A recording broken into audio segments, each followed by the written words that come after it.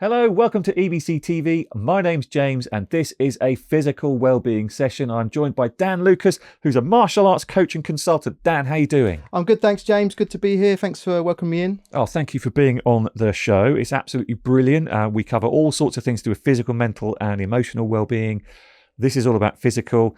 Tell me a tiny bit about martial arts.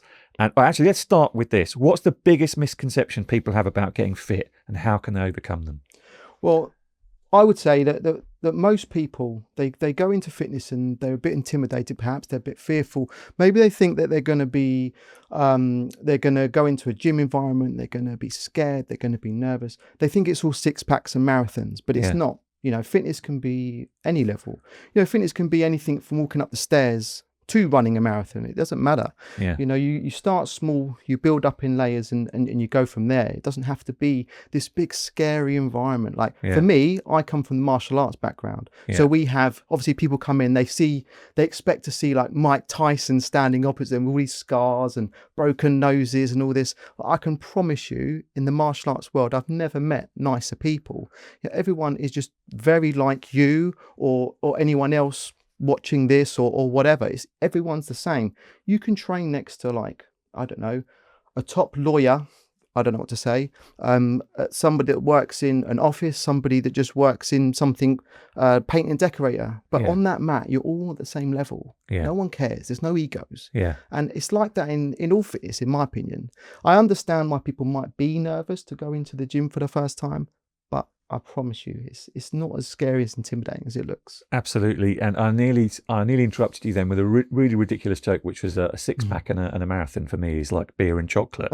But we're talking about people's obsession with this sort of six pack because there's a lot of it in social media. I tell you what, when I was at school, there was a couple of kids in my year at school that were pretty muscly and hench, and everyone else has got a dad bod. Now, all these 15 and 16-year-olds, they all look really hench, and there's nobody with a dad bod because they've all been sort of shamed into constantly working on it. Yeah, you're probably right. And I think with the age of social media, everyone's on film all the time. Like, I mean, I'm glad when I was younger there wasn't camera phones. Yeah, me too. Because I mean, you know, they're taking pictures all the time, showing this sort of super lifestyle, and it's probably not all real, is it? Let's be honest. No. You know, good for them. But you know, not everybody is in that sort of same sort of being in the gym six pack kind of thing. You know, you can have, like I say, you can have that person next to them. You can have a six pack and be very unhealthy. You know, very unhealthy. But you can also have the dad bod, and maybe you can run that marathon. Maybe you can kick them. I mean, most important thing I think, for especially say if you're over 35, like I'm 42, so I've got an 11-year-old and a 5-year-old.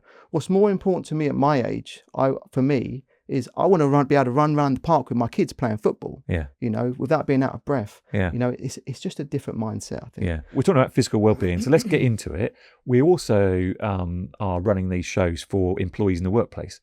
So what can employees in the workplace do to bring a bit of physicality to their day that would be healthy for them and their physical well-being?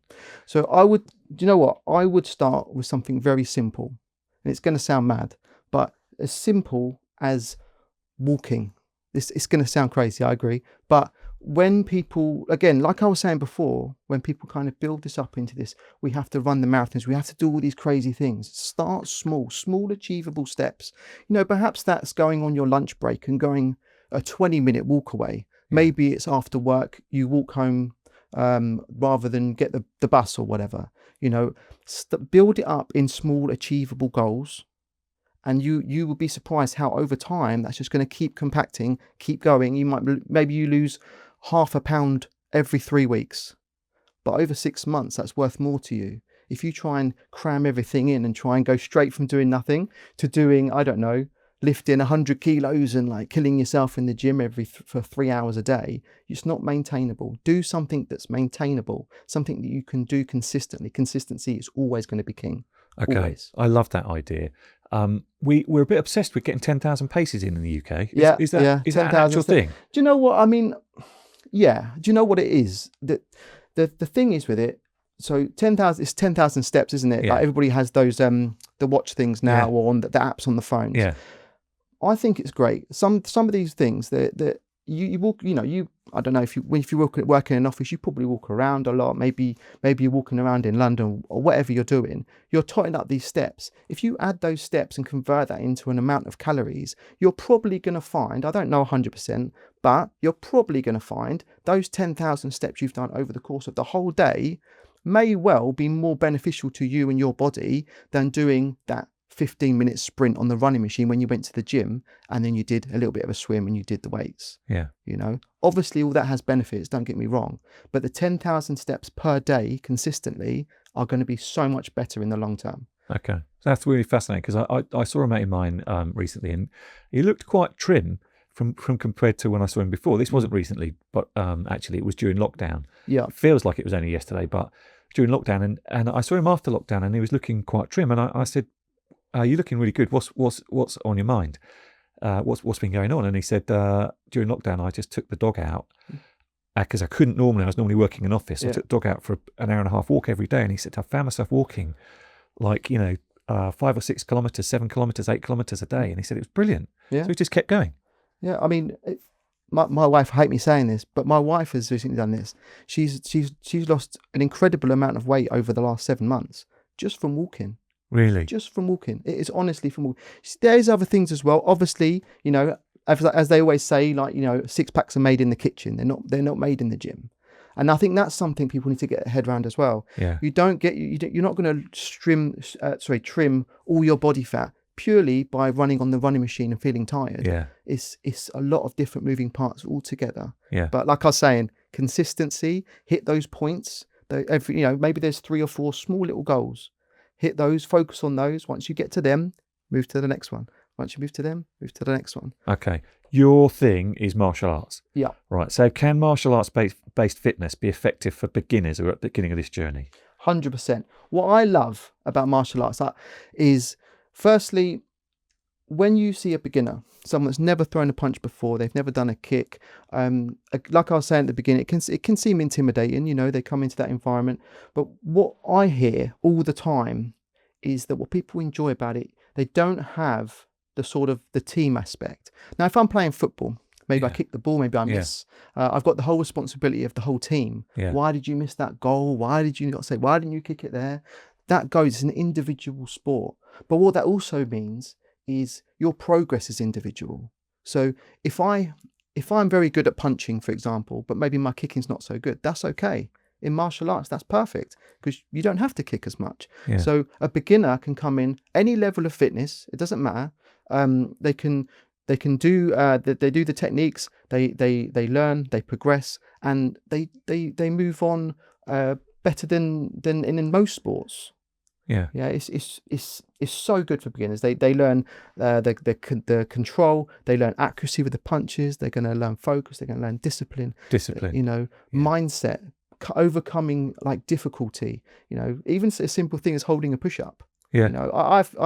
I've little kids from 4 years old all the way up to adults of 50, 60 years old, and they might not be able to hold a push-up at first, but over time, obviously, that's going to build up. Maybe the person next to them can hold it for 2 minutes. Maybe this person can hold it for 10 seconds. But it's, again, because it's martial arts, because it's individual, you're only really working against yourself. Yeah. And I think that's great. I love the fact you mentioned push-ups there, because someone approached me the other day and we were talking about well-being, and they said they've distilled it down to 3 things. And I'm 60, right? So just how am I going to survive the next 30 years and be healthy? And they've distilled it down to 3 things. Number 1 is stop using your phone. Number 2 is be social. And number 3 is do resistance-based effort on your muscles. Bodyweight exercise. And if you can do 12 press-ups a day, and if you can still be doing 12 press-ups a day, or you're able to do 12 press-ups, that'll sort you out. Yeah. So don't worry about running. Do a bit of walking, obviously. Do a bit of socialising. See if you can combine moving, both. Right? Keep moving. Yeah. And motion is lotion, someone told me as well. That's a nice word. Love that. If you have started to improve your own physicality and your physical well-being started to improve, how does that overlay with your mental well-being and your emotional well-being and that sort of thing? Well, from a martial arts point of view. Yeah. So, firstly, with martial arts, you get a lot of stress out. Yeah. So I've got an older brother. He's 4 years older than me. And And when we were younger, brothers are brothers. They always argue, Yeah. not always argue, but often you get that clash, right?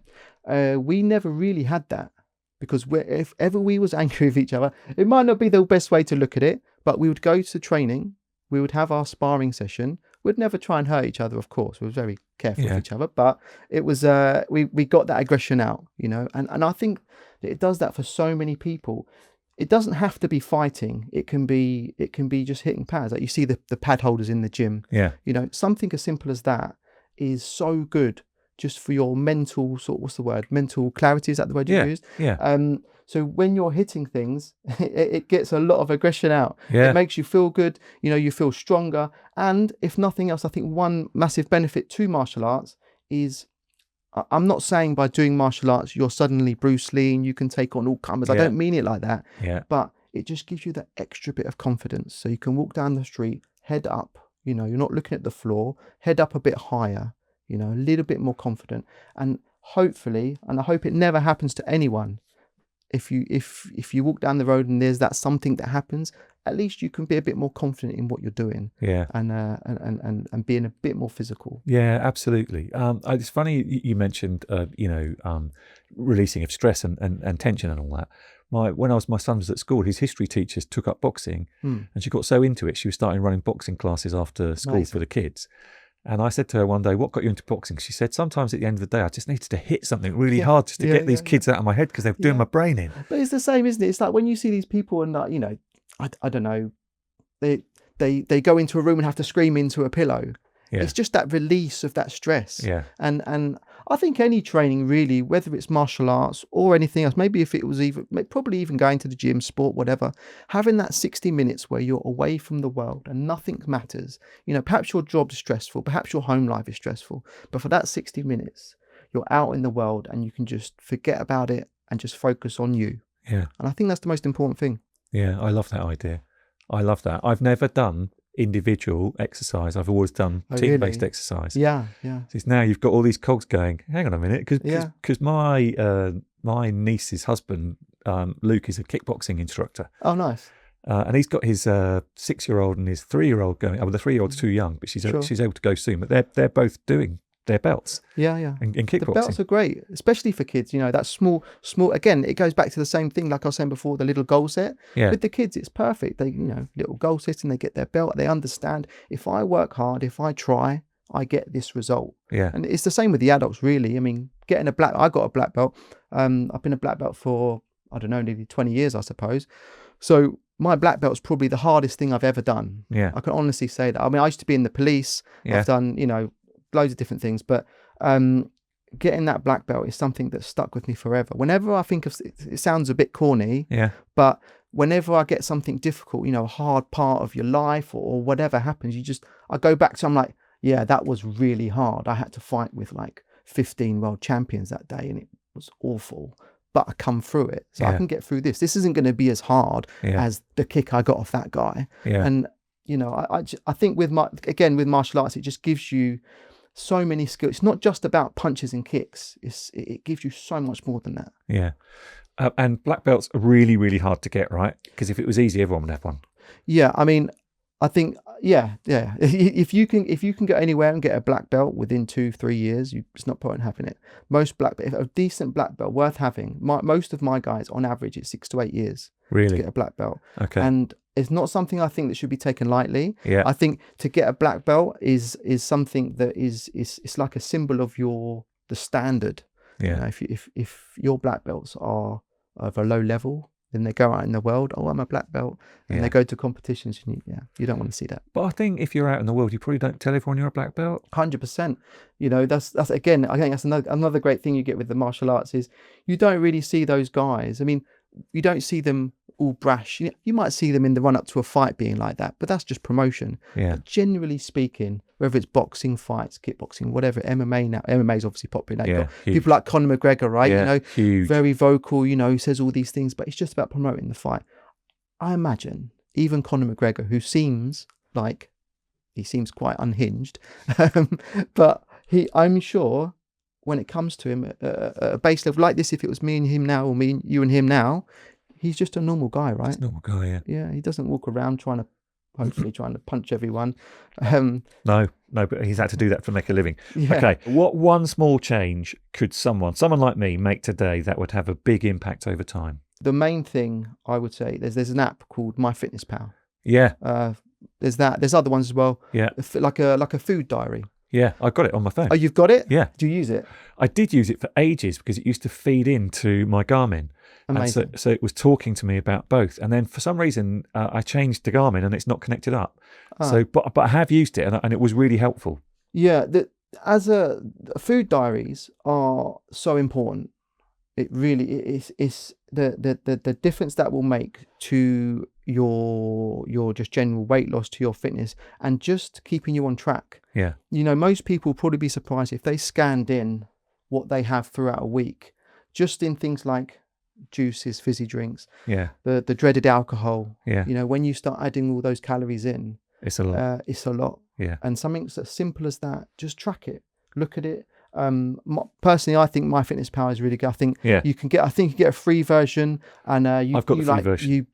You write them in. I think. Yeah. I think there's a paid one, you scan them in, but that as a tool is top of the tree to me. Okay. I think that's going to make such a difference. That's the one thing that I do. So someone talked me into doing intermittent fasting as well. So maybe cutting a meal out a day.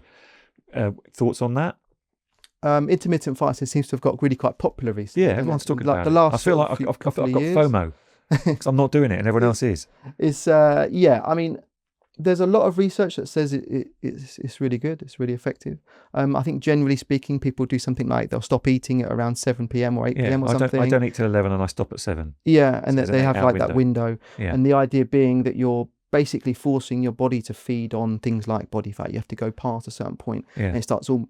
Because that sounds kind of weird, but you kind of get your body to feed on itself a bit for energy and things. Yeah. It does make a big difference. Dan, thank you so much for being on EBC TV. It's been absolutely brilliant. Thank you so much. Thank you. Okay, we'll keep the cameras rolling. So did you have a bit of fun that we're going to do? One thing that's big to me is this idea that people are intimidated to go into the gym environment. Yeah. For me, the martial arts environment, people think that punching and kicking is so scary. Yeah. And it's not. And another thing is I think people feel like they're going to be embarrassed because they can't do it. Yeah. But have you ever done any punches before? I've never done any punches before. And do you know what? In this session, my whole mind has been whirring. Why have I never done martial arts? I reckon I could be good at this. And you was like, who knows? It's going to take 6 to 8 years. And I'm like, I could commit to that. I could commit for 6 to 8 years. The sort of thing I do. Yeah. Do you know what? You could learn.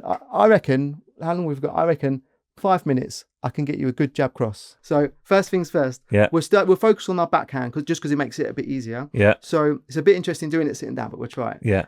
So we're going to get our hands up like this. So I would. So I lead with my right. Hand. Yeah. I want you to pull this back to here, to your face here. Yeah. And you see your elbow. I'm going to tuck that to your body a little bit. Yeah. So all I want you to straight in line with the shoulders. Just come to my hand here. Not hard. Just touch it here. We're going to turn this over, 2 biggest knuckles, and we're going straight down this line here. So pull it back. We're going to go here and back here. So here and back. That is literally it. So push him in. That's it. So ideally what will happen is as we turn, we'll turn that hip a little bit. So I'm going to just pull back a little touch. Okay. So you come all the way here. Pull this hip forwards as you go. Push that there.